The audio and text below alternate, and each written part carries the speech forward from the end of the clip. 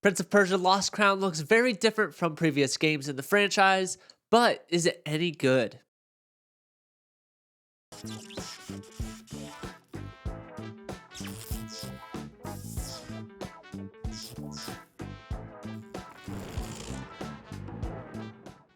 Hey there, it's Adam from Let's Talk Nerdy, and I have put many hours into Prince of Persia Lost Crown, and I'm going to share my experience by providing a spoiler-free overview of the story, gameplay, and its mechanics. I will also dive into the good and bad aspects of the game, and in the end, I will provide my final thoughts of Prince of Persia Lost Crown. In Prince of Persia Lost Crown, you start your journey as Sargon, who is a member of the Immortals group. And in a quick prologue, your job is to save Persia from invaders. And shortly after this prologue, the Prince of Persia, Hassan, is taken. And from there, you go to Mount Kof, and this is where your main story of saving the prince begins.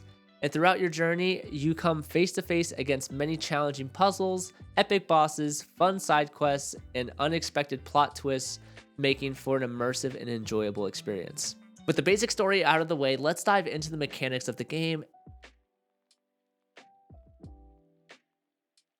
And I want to begin at the game's start menu. This is where you're going to select start game, and you'll have a couple different options to choose your difficulty, but also select explorer or guided as an option. The explorer setting will not give you any map icons and essentially allow you to discover the map on your own and not really know what's coming next, and you kind of figure it out on your own. And I just think that's a pretty cool feature that they give that option, and I actually did it that way. Now, Prince of Persia at its core is a 2D metroidvania game that has many twists and turns throughout the expansive map, and the map itself is much bigger than I anticipated and full of hidden rooms and passages for you to explore. The map does offer fast travel locations as you find them throughout your journey, which is very helpful when needing to upgrade or to get to the other side of the map for a quest. To get around the map takes a lot of platforming throughout the game, which I think is especially fun. The game starts you off simple with easy gaps to jump, and as you progress and unlock more abilities and powers, the platforming gets significantly harder, and Prince of Persia will punish you if you make a mistake. Like the previous Prince of Persia games, you start out with 2 blades and have limited abilities and perks called amulets. Abilities are acquired by completing specific quests and defeating bosses, whereas amulets can be found by opening chests and defeating mini-bosses or purchasing them at Kahiva's Forge or at the Mage. Amulets are essentially perks that grant you different buffs if you have them equipped. Amulets and your weapons can also be upgraded at Kahiva's Forge. Additionally, as you continue through the story, you will find Athra Surges, which are ultimates that you can equip as you unlock them.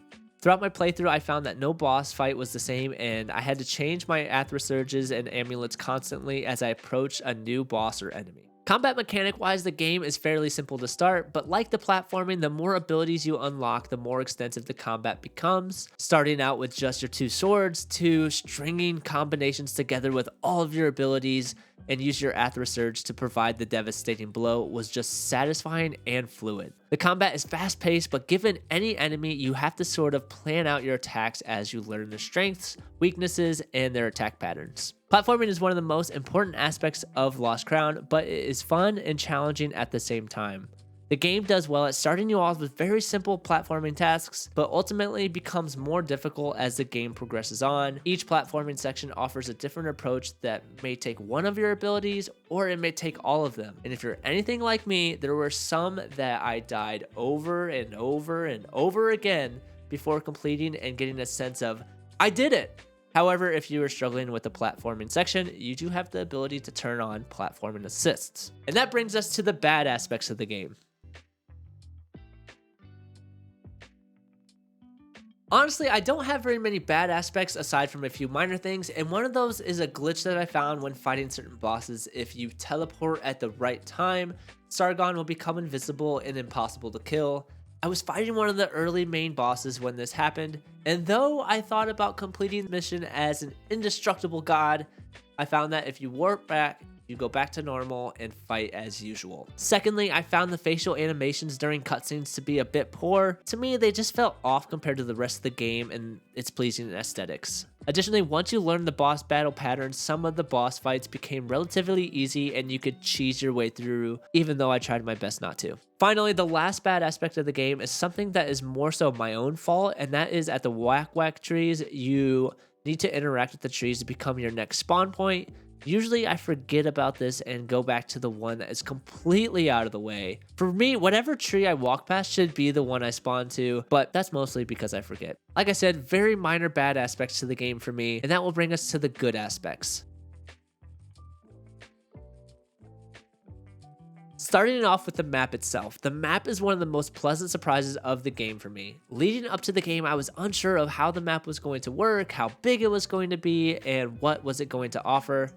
And to my surprise, the map is much bigger than I expected and offers many unique locations in which all provide different challenges and different collectibles and different paths, and that's why it is. Next, it really wouldn't be a great game if it failed at platforming, as it is the core of the game, but Prince of Persia Lost Crown nails the platforming. Throughout the game, I felt a sense of accomplishment every time I completed a difficult platforming segment, and I also really enjoyed the amount of variety between each platforming section. Additionally, even though you could cheese some of the boss battles, they were always challenging to the point some of them took me an hour or more to beat, again giving me that rush of adrenaline once I completed the devastating blow to the boss. Lastly, the combat is fluid, and coupled with the over-the-top animation, there was always something visually to be watching on the screen, and to me, that was probably one of my favorite aspects of the game. These are just the good aspects that I believe really make the game great, but there are so many other good things about it, and that brings me to my final thoughts.